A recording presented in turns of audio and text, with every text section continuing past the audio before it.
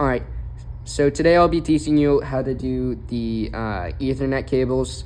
So we're going to start off by stripping it by about like 1.5 inches. So it'll come looking kind of like this. And if you can't tell by the camera, there's this little white filament here. Or it's not really filament, it's more like strands. So you want to cut those off since it's kind of get in your way later.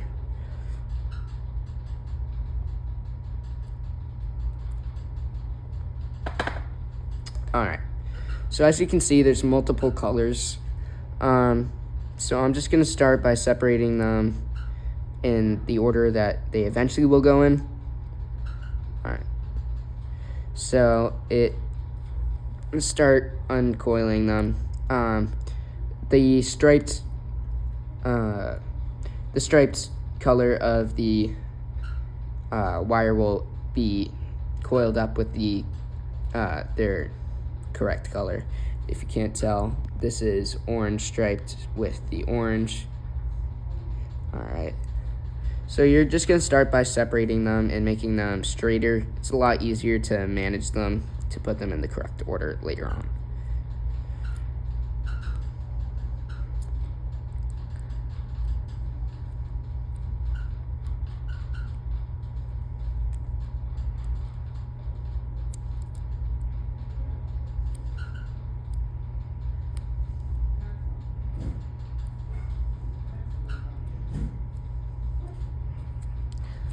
Alright, now that you got them all straightened out, we're going to start putting them in the order. So first, we have the orange striped, then orange, then we have the green striped, then blue,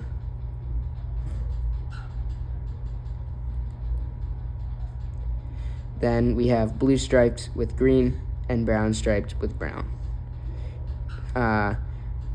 Just make sure you get the stripes right with the blue and green, since it's sometimes tricky to tell. So now we just want to make sure it stays in that order and make it nice and straight.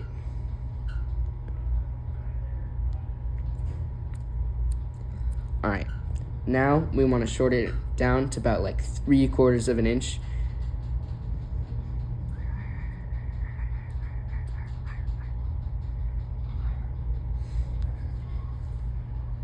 You know, usually with sharp snips, those will fly off like they just did. Alright, now you just want to check that it's still in the right order. So we're going to go through this again. So it's striped orange, orange, striped green, blue, striped blue, green, striped brown, and brown. So now we're going to have these little connectors. So each wire will go into one of these slots. You can tell they're a little bit grayer and then clear in here. Those will be the separation of all of the wires.